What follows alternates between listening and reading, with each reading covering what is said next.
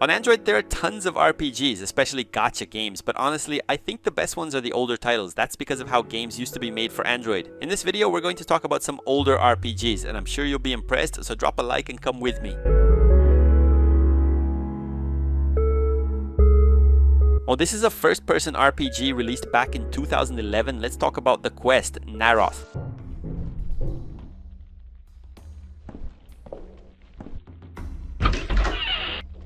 Well, the game has a pretty simple idea and a straightforward gameplay loop. You're searching for your missing father who disappeared in this very village. When you arrive, you quickly realize something strange is going on, especially with a dungeon where anyone who enters never comes back. So the main focus is getting stronger so you can finally explore that dungeon and uncover what really happened to your father. Now, I'll be honest, I'm a bit biased when it comes to first-person RPGs because I'm not the biggest fan. But back in 2011, this game was actually a big deal.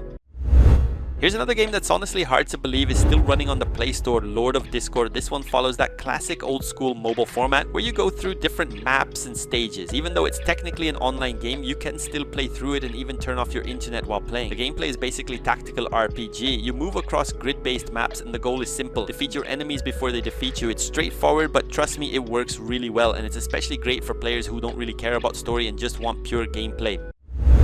This is a pretty old game, but what makes it unique is that you're basically playing a game inside a game. Let's talk about Knights of Pen and Paper.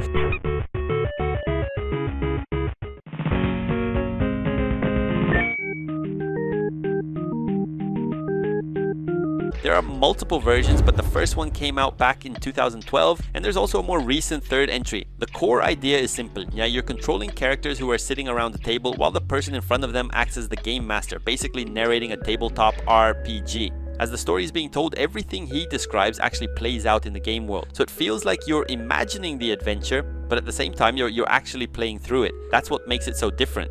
On top of that, it has a solid story and around 30 hours of gameplay to dive into. BEWITCHED is a pretty niche indie RPG, but at the same time it's really interesting, especially if you're into classic style games. This is a traditional Japanese style RPG with pixel art. It's fully offline, a premium, and I'll say it right now, it's one of those simple games but with a lot of heart, and that mostly comes from the story. You play as a female knight who's sent to kill a witch, but things take an unexpected turn when the witch actually saves her life. From that point on, a unique relationship starts to develop between the two. Gameplay wise, it sticks to that old school formula: turn-based combat, dungeon exploration, battles against massive bosses, and a progression system that can be pretty challenging. You're definitely going to get defeated a few times, and honestly, it's absolutely worth playing just for the story alone. It's actually pretty crazy that this game still runs today considering it came out back in 2011. Let's talk about Kingdom Quest. To be honest, the game doesn't focus much on story. I call the ice.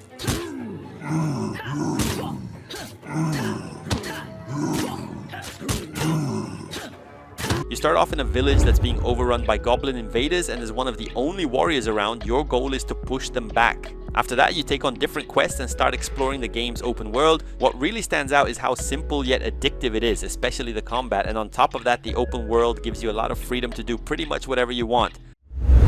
Now I'm going to talk about a game from 2012 on the Play Store, and trust me, it's absolutely worth checking out because of its unique mechanic. EVOLAND is a game that evolves as your character progresses through the story. You start off in a black and white isometric style, and as you move forward, the game itself keeps upgrading along with your character. To give you an idea, by the end, it can turn into a full 3D experience, completely different from how it started. On top of that, the story is phenomenal. It supports gamepads, and it's honestly one of the most underrated RPGs on the Play Store.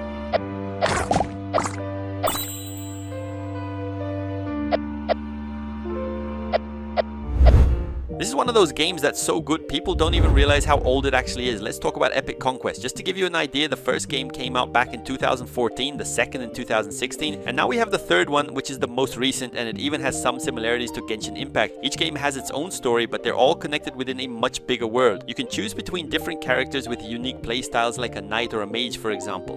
On top of that, there's a stat system that kind of Napomina's Ragnarok Online. Without a doubt, this is one of the best offline RPGs you'll find on the Play Store.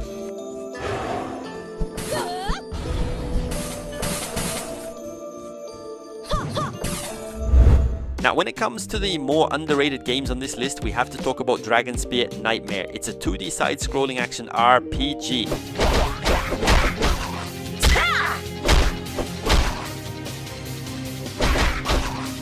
very much in that classic style, kind of like a side-scrolling hack and slash. The main idea is to fight your way through a nightmare-filled world, defeat powerful dragons, and of course keep leveling up your character along the way. You could also say the game has some beat-em-up elements, but with a deeper progression system that leans heavily into RPG mechanics. For example, you get to choose from around 6 different classes, and one thing that actually surprised me was the presence of fan service in an offline game. If you were playing on Android back in 2015 to 2016, this game was everywhere. Crimson Hearts,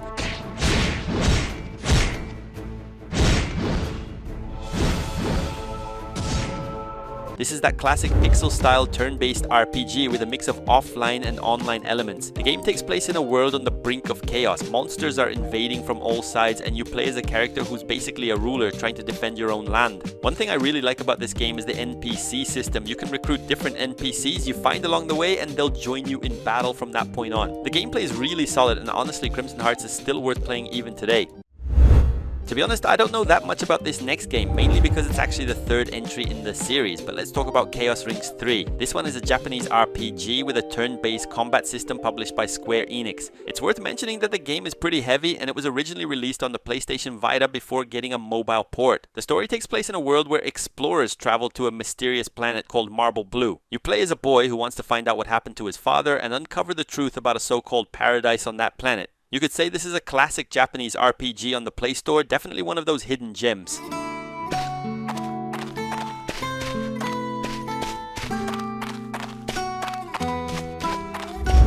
This is easily one of the most complete turn-based RPGs on the Play Store, and because it's a bit older, a lot of people might have missed it. Let's talk about Battle Chase's Nightwear.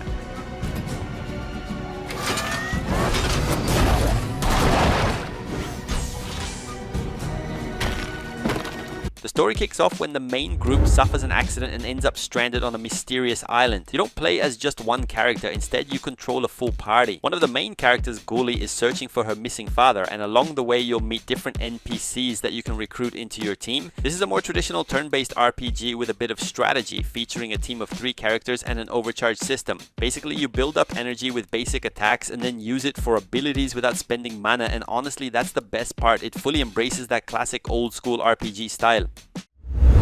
There are quite a few versions of this game, but since we're focusing on older titles, let's talk about the earlier ones like Arcane Quest. The latest release is Arcane Quest Legends 2, and it's actually pretty interesting, but the first games are very different. They're not your typical action RPG. Instead, they lean more into turn-based strategy with dice mechanics and positioning playing a huge role. The gameplay is really what makes it stand out. You control a group of heroes and move across a grid-based map, basically those little square tiles. You use dice to move and also during combat, so every decision requires some real strategy. There are multiple classes to choose from, along with a variety of maps to explore. Overall, it's a very unique and interesting experience. Now let's talk about a really old school Android RPG released back in 2015, ARALON Forge and Flame. It's still available on the Google Play Store, but it doesn't really show up anymore, mostly because of how old it is. This is an offline premium RPG, so it's a paid game with no microtransactions. The story takes place in a chaotic medieval kingdom. The king is dead, noble families are fighting for the throne, and the world is on the edge of a civil war. The cool part is, you're not some chosen hero, you're just an adventurer trying to survive in the middle of all this chaos, taking on quests and carving your own path. The open world is fantastic, and honestly we need more games like this on Android.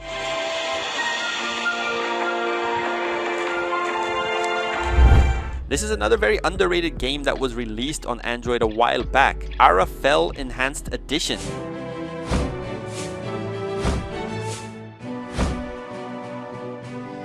At first glance, it might look like a simple RPG Maker style game, but it actually delivers a really solid experience, especially if you're into more classic old school Japanese RPGs. The game has that 16-bit style with turn-based combat, and it's fully offline. It originally came out in 2016. The story takes place on a continent floating in the sky where there's an ongoing conflict between elves and vampires. You follow a girl who ends up getting involved in something much bigger than she expected. Now she has to recruit allies, both NPCs and other characters, to help her in battle. There's no doubt that ZENONIA defined an era, especially if you were playing on Android back around 2012. Of course, it had to be on this list. Right now you can find ZENONIA 4 and ZENONIA 5 on the Play Store.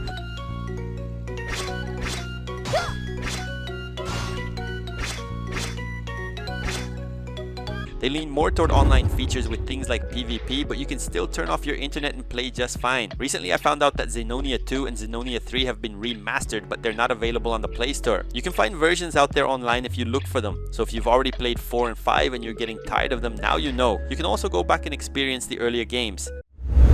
This one isn't that old, it came out in 2021, but it still deserves a spot on this list since a lot of people consider it to have that old school feel. Let's talk about Trials of Mana. Without a doubt, this is one of the most interesting Japanese RPGs on the entire Play Store, and yes, it's fully offline. I know it's actually a remake of a much older game, but honestly, I'm not too familiar with the original. What I do know is that the game features 6 different playable characters, each with their own story. All of these stories connect into a much bigger narrative, and you'll need to play through all of them to fully understand everything. The game is simply amazing and it's definitely worth checking out.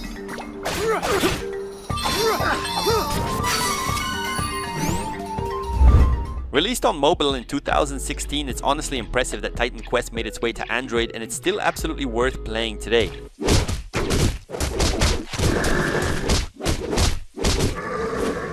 This game has a strong Diablo-style feel. There's not really a traditional ending. You can keep fighting monsters pretty much endlessly. That's part of the design since the game is set during a kind of Ragnarok where the world is in chaos and monsters are everywhere. You're not some chosen hero meant to save the world, you're just trying to survive. So the focus is simple: defeat as many enemies as you can and stay alive for as long as possible. The game was a big success on PC, and today it stands as one of the true classics on Android. The funny thing is, this game wasn't very popular when it launched, and it still isn't today. Let's talk about Smashing the Battle. This one is a 3D hack and slash that feels a lot like an action RPG. It's fully offline, and the gameplay delivers really smooth real-time combat. You'll need to dodge attacks, counter at the right moment, and use your skills wisely. It even has a bit of that Devil May Cry vibe. And yeah, this is another game that leans heavily into female characters with some light fan service. You'll definitely notice it. Still, if you enjoy fast-paced action RPG style gameplay, this is a solid one to check out.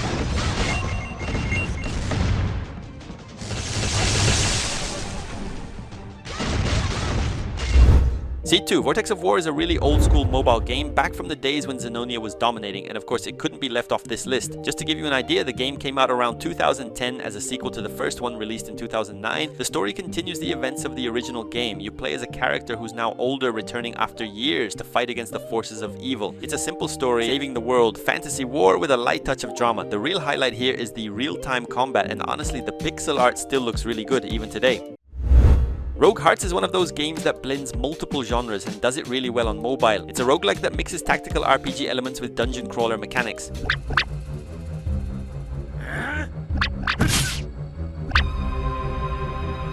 The core idea is simple: enter dungeons, grab loot and try to survive, but of course there's a lot of strategy involved. The gameplay is quite unique. You move around freely with your character, but the combat works in a semi-turn-based system. There's a grid involved with the little square tiles, but the game combines everything into a kind of hybrid experience. It's not full action, but it's not purely turn-based either. It's easily one of the most different games on this list, and I definitely recommend giving it a try.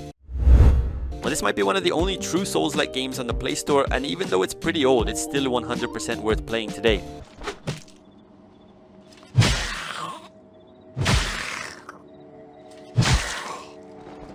PASCAL's Wager is a much slower, more methodical RPG where you really have to think before every attack, or you might die in the process. You play as a character named Terence who's searching for his missing wife. The big problem? A mysterious fog is taking over the world, turning good people into horrifying monsters. The game supports gamepads, and it also features 2 additional characters that expand the story. The bosses are seriously challenging, and of course the story is easily a 10 out of 10. This is one of those rare Android games that's absolutely worth buying. OCEAHORN, especially the first one, is a pretty old game, but it's still fully available to play today.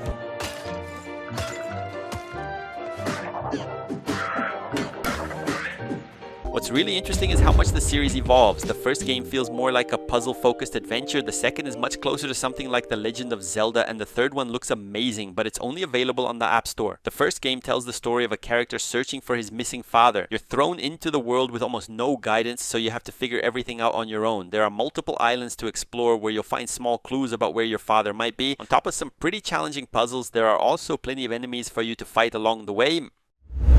Stone of Life is one of those classic Android RPGs that many people consider a hidden gem. This is an action RPG in the style of Diablo, originally released around 2013, with a strong focus on dungeons and character progression. It's the definition of a simple old school game, but incredibly addictive. The story revolves around the Stone of Life, a powerful ancient artifact that sparked a war.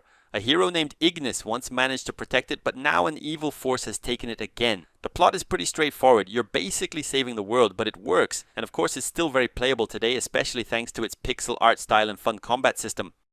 I really hope you found at last an interesting game in this list, and if you did, don't forget to hit that like button. Make sure to subscribe for more videos like this, and I will see you next one.